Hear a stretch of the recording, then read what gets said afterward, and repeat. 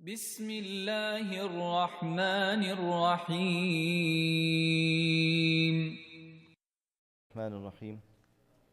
الحمد لله رب العالمين، والصلاة والسلام على أشرف الأنبياء والمرسلين سيدنا ونبينا محمد وعلى آله وصحبه أجمعين ومن تبعهم بإحسان إلى يوم الدين. أما بعد، فأعوذ بالله من الشيطان الرجيم. بسم الله الرحمن الرحيم. وإلى ثمود أخاهم صالحا قال يا قوم اعبدوا الله ما لكم من إله غيره قد جاءتكم بينة من ربكم هذه ناقة الله لكم آية فذروها تأكل في أرض الله ولا تمسوها بسوء فيأخذكم عذاب أليم. واذكروا إذ جعلكم خلفاء من بعد عاد وبوأكم في الأرض تتخذون من سهولها قصورا وتنحتون الجبال بيوتا فاذكروا آلاء الله ولا تعثوا في الأرض مفسدين. صدق الله العظيم. Alhamdulillah, brothers and sisters, we're continuing with these Quranic reflections, the lessons from the lives of the Prophets alayhimus salatu wassalam. And as we mentioned, every single one of these messengers and prophets, they represented something, and they were the embodiment of these qualities that Allah Azza wa Jal has commanded us: Iman and Yaqeen, faith and conviction and Tawakkul and Sabr and Ibadah and Ta'ah and Salah. All of these beautiful qualities of the obedience of Allah, piety, Iffa, Rahmah, all of the beautiful qualities that Allah has commanded us. The Anbiya alayhimus salam, they were a physical embodiment for us to follow. As Allah Azza wa Jal mentions, وَمَا أَرْسَلْنَا مِن رَسُولٍ إِلَّا لِيُطَاعَ بِإِذْنِ اللَّهِ. That every messenger that we sent, they are sent so that they can be a physical role model for you. So if you were to look up the word generosity, or if you were to look up the word mercy, or you would look up the word chastity, what do these words mean? If I were to say that chastity is Sayyidatina Maryam, and if I were to tell you that mercy is Rasulullah sallallahu alayhi wasallam, and if I were to tell you piety is Sayyidina Isa alayhi salam, and if I were to tell you, purity is Sayyidina Yahya alayhi salam, then it would be valid. This was their objective, that Allah subhanahu wa ta'ala wanted these beautiful qualities to be embodied in them, and for them to be an example for us, that we follow them. And each one of their stories in it, وَكُلًّا نَقُصُّ عَلَيْكَ مِنْ أَنْبَاءِ الرُّسُلِ مَا نُثَبِّتُ بِهِ فُؤَادَكَ. Allah Azza wa Jal said that every one of these stories that we mentioned to you about the prophets is so that we strengthen your heart by that, O Muhammad sallallahu alayhi wa sallam. So their lives were an example for us. If you're going through any sickness or illness, Sayyidina Ayyub alayhi salam was an example for you. He went through sickness in his life. If you're going through having false accusations against you, Sayyidatina Maryam, she was accused falsely of the worst things, and she was the purest and most chaste of all females. If you have enemies that are trying to harm you and trying to kill you, we have the example of so many of the other messengers who their enemies were constantly after them, like we studied about Hud alayhi salam, where he said, plot me, Allah is with me, none of you can harm me. So like this, brothers and sisters, we must learn with the Quran why we selected this topic. I want to come back to this point. The objective of this topic is that these verses that are being recited, the Quran that's being read, and a lot of it, we who don't know Arabic, what's being recited? I am specifically focusing on the stories of the prophets, because I would say more than half of the Quran is the stories of the prophets. And more, like today also, the Anbiya alayhimus salam stories, one after another, the prophets' examples, Allah subhanahu wa ta'ala is mentioning. So we understand that the Quran is, Allah subhanahu wa ta'ala elaborates their stories in detail so that they can be an example for us, so that it can be an inspiration for us, so that it can be a motivation for us. And brothers and sisters, we're blessed to be Muslims. People, right, they take movie actors as role models. They take rappers as role models, or they take athletes as role models in their life. Why?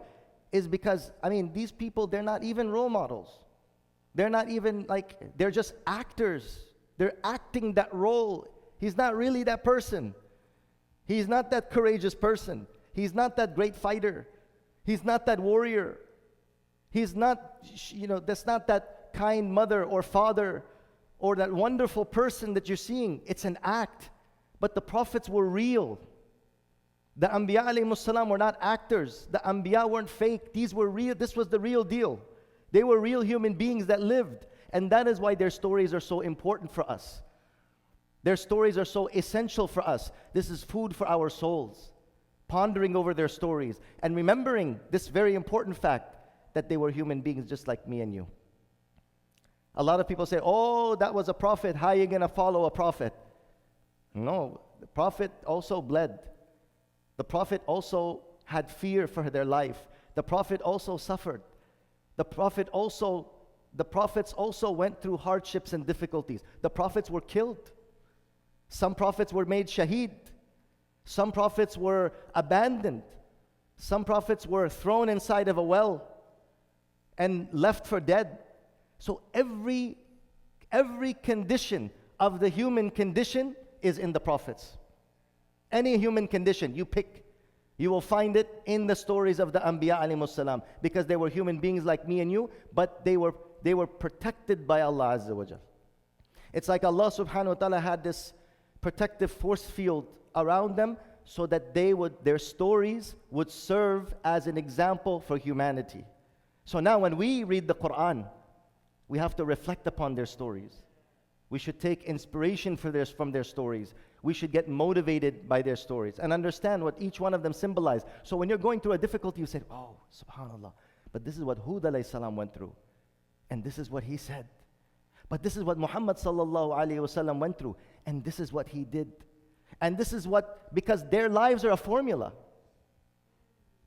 History repeats itself. It's the same exact thing. It's different people, same story. Fir'aun is today as well. There is Fir'aun today. The Pharaoh exists. He's alive today, but different name. Doing the same stupid things. Doing the same foolish things. And thinking that I am more powerful. Who can defeat us? We are the world power. Saying the same things. Doing the same oppression. And hurting people. And oppressing people. And persecuting people. And doing tyranny in the world. Same story. Different names. And same characters. Right? But different names and different titles. But the same type of behavior. So my dear brothers and sisters, this is a very important point to understand. It's the same formula. What they did, what the prophets did, and what those nations did, that Allah granted them deliverance, and Allah gave them salvation, and Allah saved them. If we do the same thing, inshallah, Allah will deliver us. Allah will grant us salvation because it's the same formula. فَمَنْ يَعْمَلْ مِثْقَالَ ذَرَّةٍ خَيْرًا يَرَهُ وَمَنْ يَعْمَلْ مِثْقَالَ ذَرَّةٍ شَرًّا يَرَهُ. Anyone who does an atom's weight of good, they shall see it. Anyone who does an atom's weight of evil, they shall see it. So today, after Sayyidina Salih alayhi salam, after Sayyidina Hud alayhi salam, we mentioned that there were three specific prophets that were Arab. They were pure Arab. Salih, it was Hud alayhi salam, and Salih alayhi salam, and Muhammad sallallahu alayhi wasallam. These were three specific Arab prophets that some of the Mufassirin mentioned that they were not even known or mentioned in the Tawrat and in the Injil. Salih and Hud. They were made known to the Quran Kareem, as it is said. Sayyidina Salih alayhi salam, he came a couple of generations after Ad.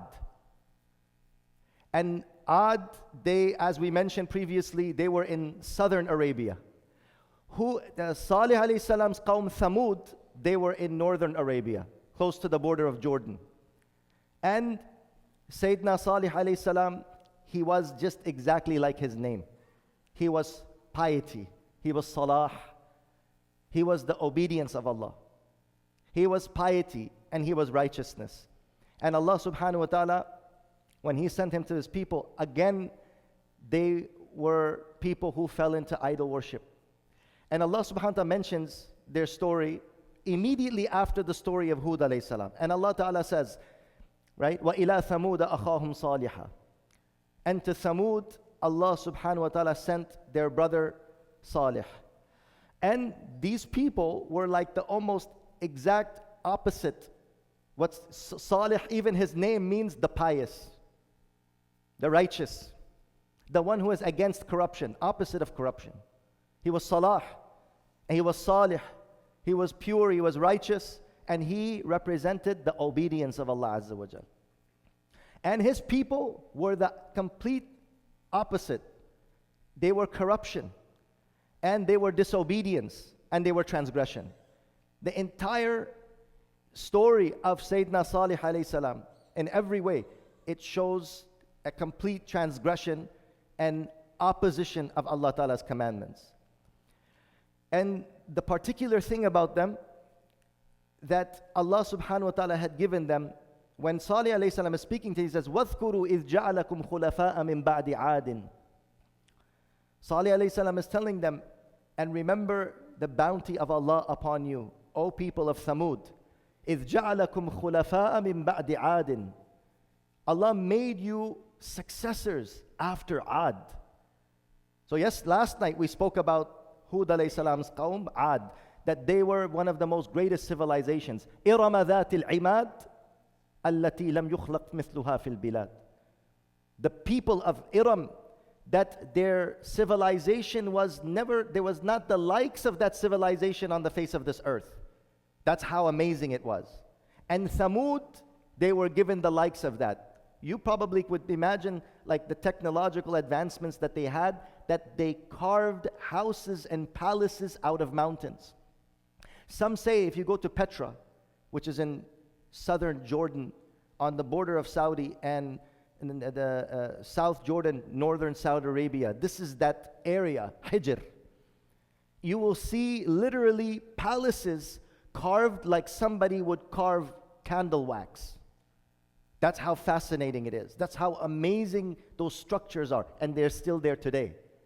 The qawm is not there. But you will literally see, if you look up Petra, you will see that there are palaces, huge palaces that are carved literally like you would carve candle wax.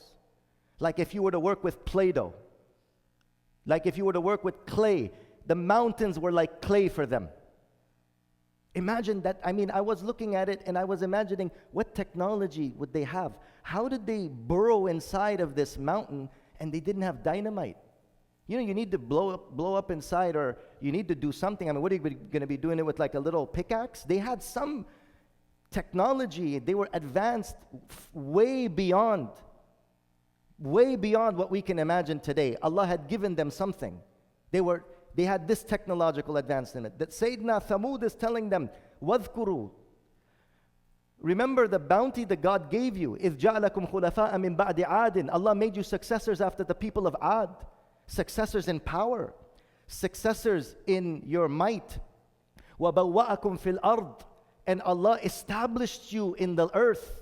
Yani, they were a civilization. وَتَتَّخِذُونَ مِنْ سُهُولِهَا قُصُورًا. On the soft land, you are building palaces. And this is a very interesting point that the Quran is bringing. تَتَّخِذُونَ مِن سُهُولِهَا قُصُورًا. Suhul is like soft land.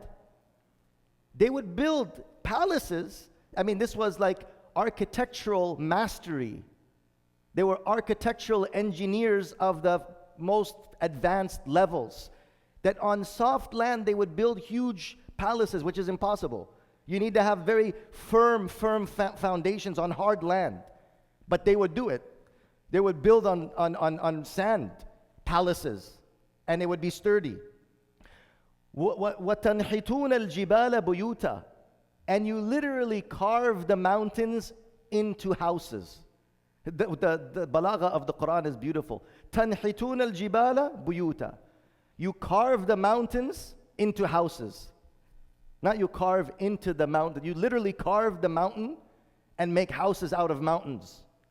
That was the level of technological advancement or whatever Allah Ta'ala had given them. And on top of that, prosperity. Just like we spoke about the people of Hud. Prosperity.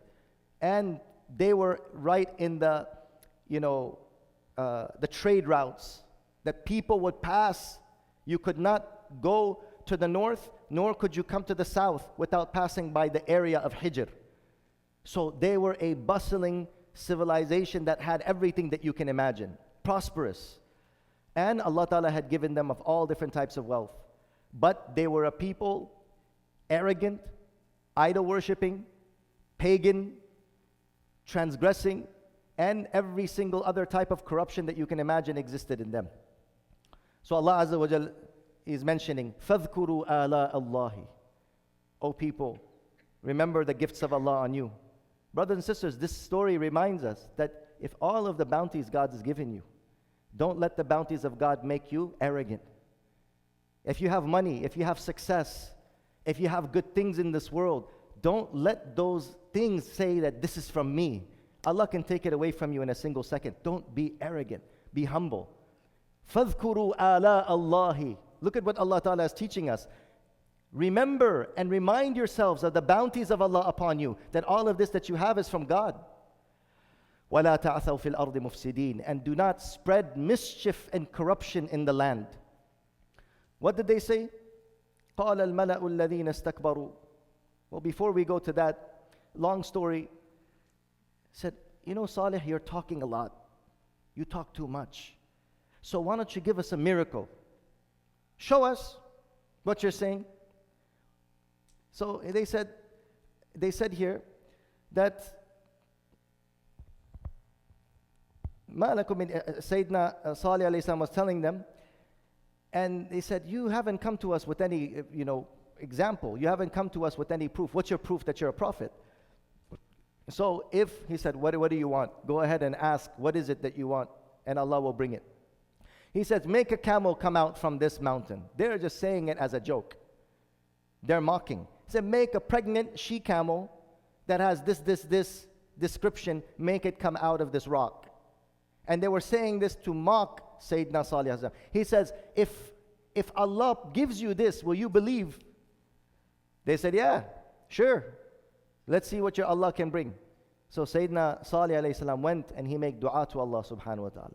After he made dua to Allah, they literally saw that a pregnant she-camel came out of the midst of the mountain and literally gave birth in front of their eyes. And despite this, despite the fact that Allah subhanahu wa ta'ala showed them this miracle, it was not enough for them. And many of them still rejected. And Allah subhanahu wa ta'ala placed a condition on them, that this she-camel, you have to let it graze. And one day will be the drink of this camel, and one day will be the drink of your animals. This is the camel of Allah. This is the commandment of Allah, and this is the sign of Allah, and this is the miracle of Allah which you asked for. You wanted it, here it is, right in front of you. But you have to honor this command. You have to honor this sign and this miracle. قَدْ جَاءَتْكُمْ بَيِّنَةٌ مِّن رَبِّكُمْ. A clear sign has come to you from your Lord. هَذِهِ نَاقَةُ اللَّهِ لَكُمْ آيَةٌ. Here is the she-camel of Allah. And what's the meaning of the she-camel of Allah? Meaning this is the sign that you asked for. Don't breach this trust. Don't break this commandment. And this teaches us another thing, brothers and sisters. Allah subhanahu wa ta'ala, like He gave the commandment to Sayyidina Adam and Hawa in Jannah, don't go near this tree. For Adam alayhi salam and Hawa, it was that tree. لا تقربا هذه الشجرة. For the Qawm of Salih alayhi salam, it was a camel. For us, it could be many other things, but this is a very important thing to understand. Allah can choose whatever are His sanctities, His hurumat. You cannot go near those things that Allah has made. This is the meaning of submission. We don't make up things. Oh, why did Allah do this and why did Allah do that? Allah made it. Allah can make a camel a test for you. Allah subhanahu wa ta'ala can make a tree a test for you. You have no right. Our Islam and our deen demands of us. Allah said, don't go near this, you don't go near this. So Naqatullah, it symbolizes something. Naqatullah, the she-camel of Allah, symbolizes that Allah can command us and test us with anything. They were tested by this she-camel. You could be tested by anything. We're tested with fasting. We're tested with prayer. We're tested with zakat, with our money. We're tested with our children. We're tested with our parents. These are the tests from Allah subhanahu wa ta'ala. فَذَرُوهَا تَأْكُلْ فِي أَرْضِ اللَّهِ. Leave the camel to eat from the land and the earth of Allah. وَلَا تَمَسُّوهَا بِسُوءٍ. And do not touch this camel with evil intent. فَيَأْخُذَكُمْ عَذَابٌ أَلِيمٌ. Otherwise you will be overtaken by a painful punishment. Allah continues, قال الملأ الذين استكبروا من قومه للذين استضعفوا. They were having a long conversation. The people that are corrupt will always come and they will put you down. This is what they represented. Salih, he represented piety. His people represented nothing but disobedience, transgression, like the opposite. They're going the opposite way. Whatever Allah is commanding them, they're going the opposite way. Not only are they going the opposite way, they call others to the opposite way. Brothers and sisters, we probably experience this. As soon as you start going the right way, there will be people that want to give you advice to take you the opposite way. Look at this conversation. You'll see that it sounds very familiar. قال الملأ الذين استكبروا.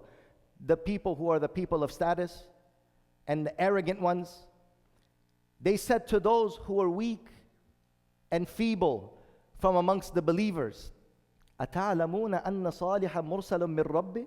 How do you know? Do you really know that he's a prophet from his Lord? How do you know? Do you really know it? It's like they're putting doubts, they're mocking, they're joking. Or you really know that he's a prophet from his Lord? You really believe him? قَالُوا إِنَّا بِمَا أُرْسِلَ بِهِ مُؤْمِنُونَ. Simple answer. There's no need for heavy discussions. Whatever he has come with, we believe. We're believers. You don't like it? It's up to you. I'm a Muslim. We are believers. قَالَ الَّذِينَ اسْتَكْبَرُوا إِنَّا بِالَّذِي آمَنْتُمْ بِهِ كَافِرُونَ. And those who are the prideful ones, they said, and what you believe in, we are disbelievers in that. فَعَقَرُوا النَّاقَةَ وَعَتَوْا عَنْ أَمْنِ رَبِّهِمْ. So now Allah subhanahu wa ta'ala mentions what they did. And it's very interesting because in the slaughtering of this camel, they got fed up. They got fed up with the camel because when this camel would come, it would drink all the water. The next day, their own camels don't have water. It was a big test for them. They asked for it. And it would graze and all the other camels would run away when the camel of Allah would come. So it really frustrated them and they started to plot. And the interesting thing about the people of Salih alayhi salam, every single corruption that you can see, it existed. And the two main causes of now going and killing the she-camel were two women. And Ibn Kathir in Al-Bidayah wa Nihaya mentions that the tafsir, the scholars of tafsir, they mentioned two women from the tribe of Thamud. They played a pivotal role in inciting this crime. One of them, she went to someone, and she was a very beautiful, noble woman from the tribe of Thamud. She went to one of the young men of this tribe, who was a strong, brave young man, and she said, if you go and do this and rid us of this musibah, then you can marry me. I will marry you. Which teaches us a very important point, brothers and sisters, that our deen and our faith will be tempted in various different ways. Shaitan will come to us to pollute us and to lead us astray through ways that we are the most weakest. Look at these young men, right? And nobody wants to go and touch the camel of Allah, right?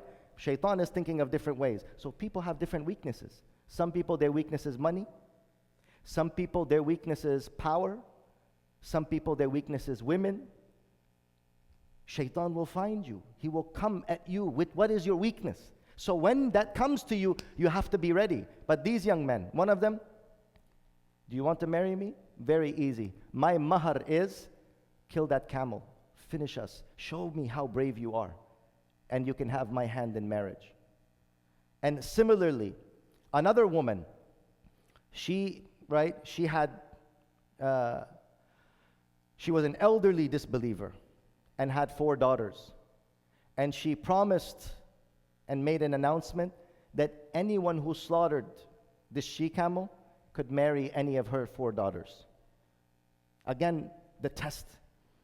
How corruption can come inside of us. We will be promised by shaitan through women. We'll be promised through dunya. We'll promised through money. We'll be promised through position. And when it comes, you have to be aware that you don't give in. But the two young men fell for this. And they took the task and they started to gather the people round. You think that it was done there? It wasn't done. كان في المدينة تسعة رهط يفسدون في الأرض ولا يصلحون. This is another now fitna. يعني بدماشی که ما میگیم نه در فارسی باشه لفظ فارسی رو بگویم که بفهمید. You know we're talking about بدماشی. بدماشی که بگویی یا کردن. Now these two guys, they're selling out for these beautiful women. They want to get married. They're selling out their deen for dunya. And not only that, Allah subhanahu wa ta'ala says that what did these two people do? They started rallying around. They made a gang. They made a gang. Badmashi. Badmashi means, you know, vagabondry, villainy. They started becoming, right, vagabonds. Very classical word for badmash. And they started becoming low-life gangsters. كان في المدينة تسعة رهط يفسدون في الأرض. They gathered 9 people, 9 horsemen. You know the 4 horsemen? You got the 9 horsemen. They gathered 9 badmash, daku. They gathered 9 dakus, and what did it say? يفسدون في الأرض ولا يصلحون. They went and they found the worst of the worst. They found the worst of the worst, the chati and the lowest, low lives, to do what? To kill Sayyidina Salih alayhi salam. To kill him. Before we go and do what we need to do, let's finish him off first. كان في المدينة تسعة رهط يفسدون في الأرض ولا يصلحون. So what did they do? They rallied other people from the tribe and they found the worst of the worst to join them. Eventually, 7 more people joined these 2 and they became 9. And then Allah mentions them in Surah An-Naml. كان في المدينة تسعة رهط يفسدون في الأرض ولا يصلحون. And they spread their influence amongst the tribe. And they persuaded others. Hey guys, we're going to be doing this. We just want to let you know that this is what's going to be happening. And so that they can get their agreement. And all the people agreed. And their plot was set in motion. As the she-camel was returning, and this is from Al-Bidayah wa Nihaya, from Ibn Kathir rahimahullah. As the she-camel was returning from its water place, they waited behind a place, and the first one shot it and struck the leg with an arrow, piercing through the bone. Right? Then, at that moment, when they saw what they did, a fear came over them. So those women, all the women of the tribe, they came and they took off their veils and they started singing songs to entice the men so that they don't back off. And you can see how women are used, and the, females are used for, misguiding people to be able to fulfill a sin and a crime. Seizing the moment, then the one who was the main killer, which Allah subhanahu wa ta'ala mentions in Surah وَالشَّمْسِ وَضُحَاهَا. He came, his name was Qidar ibn Salif. He rushed forward with the sword and struck the camel's legs and hamstringed the camel, causing it to collapse to the ground. And with a final thrust, he stabbed it in the neck and he slaughtered it. At that time, the she-camel, it let out a cry, warning its young calf.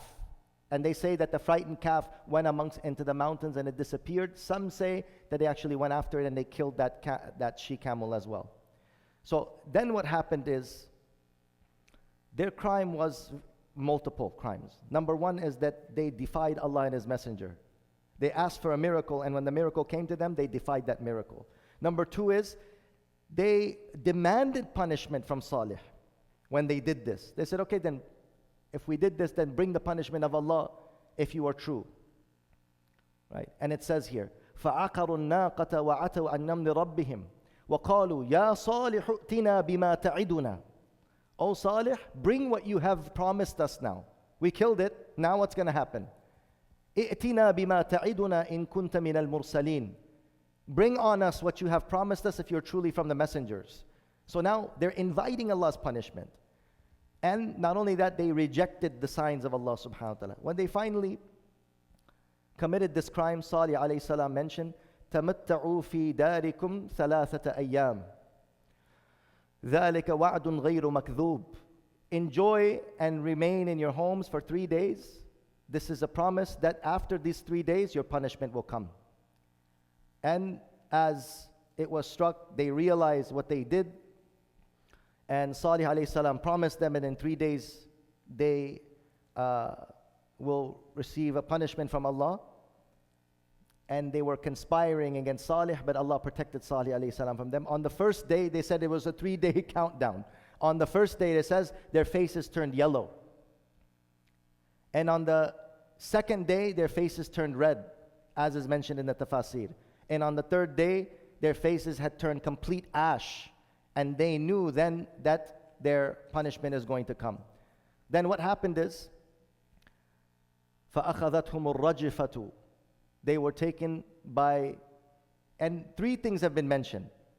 Sayha and Rajifa. The Sayha has been mentioned and Rajfa has been mentioned. That a scream and Sa'iqah, right? So a scream has been mentioned, that an angel came and just screamed. And that became like almost like a lightning bolt. And that scream is what caused the earthquake upon them. And all of them perished. All of them by the command of Allah subhanahu wa ta'ala perished. فَأَخَذَتْهُمُ الرَّجِفَةُ. They were overtaken by this earthquake which killed them. First they were stricken by the scream of the angel. And when their hearts were stricken with fear, in some narrations it says literally their hearts stopped from the force of the scream of the angel. That's all it was, just one angel coming and scream. And then from that scream, it caused the earth to quake, where then everything was destroyed. فَأَصْبَحُوا فِي دَارِهِمْ جَاثِمِينَ. Allah subhanahu wa ta'ala says they woke in the morning. In the morning after this punishment, all of them were face down. فَتَوَلَّى عَنْهُمْ. So Sayyidina Salih alayhi salam turned from them in a sad state. وَقَالَ يَا قَوْمِ لَقَدْ أَبْلَغْتُكُمْ رِسَالَةَ رَبِّي. Oh my people, I conveyed the messages of my Lord to you. وَلَكِنْ لَا رَبِّي وَنَصَحْتُ لَكُمْ وَلَكِنْ لَا تُحِبُّونَ النَّاصِحِينَ. But you do not love those who are the advisors. In this story, brothers and sisters, there is a lesson. There's a lesson that commandment of Allah will come. And we will be tested in many, many ways. The corruption will come to us in the form of worldly benefits, in arrogance, in pride. Women will come, opportunities will come, so that we will abandon the commandment of Allah subhanahu wa ta'ala, right? Sometimes what we want to do, we even want to oppose, just like the Qawm of Salih, they killed the camel. Sometimes what we want to do, we want to kill and get rid of the commandments, completely, abandon the commandments or deny the commandments of Allah subhanahu wa ta'ala. But they are a perfect example that this path of transgression, Salih was the opposite of that. Allah subhanahu wa ta'ala saved him from the plotting of the people. Allah saved him from their transgression. Allah saved him and all those who believed with him from the punishment that came upon them. And this is again an example for many, many generations to come. May Allah subhanahu wa ta'ala protect us, and may Allah ta'ala allow us that this example of Salih alayhi salam, that those who avoid the disobedience of Allah and they become the embodiment of Allah ta'ala's obedience, Allah subhanahu wa ta'ala in every situation will protect them. Wa akhiru da'wana alhamdulillahi rabbil